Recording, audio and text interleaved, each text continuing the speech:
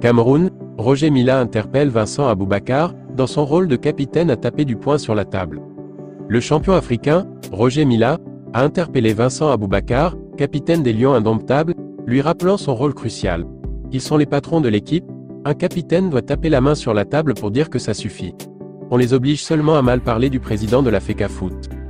Milla, dans la même lancée, n'a pas mâché ses mots envers Marc Bry, l'accusant de manquer de respect envers les légendes du football camerounais. Il insulte Rigobert Song, il insulte Samuel Eto'o, demain même moi il va insulter. S'il ne peut pas respecter nos légendes, qu'il dégage. Le ton est monté d'un cran lorsque Milla a évoqué Marc Bry, qualifiant ses méthodes de « hors-la-loi », un entraîneur qui confisque les passeports des joueurs, qui prend les clés du vestiaire est minable. Il doit arrêter ce qu'il fait, le Cameroun n'est pas un petit pays. Ces déclarations fracassantes de Roger Milla mettent en lumière les divisions profondes qui traversent le football camerounais. Elles soulèvent des questions sur la gouvernance du sport roi au Cameroun, les relations entre les anciennes gloires et les dirigeants actuels, ainsi que sur le rôle des institutions dans la gestion du football national. L'ancien attaquant s'est également adressé à Joseph-Antoine Bell, lui demandant de cesser son acharnement contre Eto'o. J'ai causé avec lui, je pensais qu'il avait compris. Pourquoi il martyrise autant son fils? Il doit arrêter.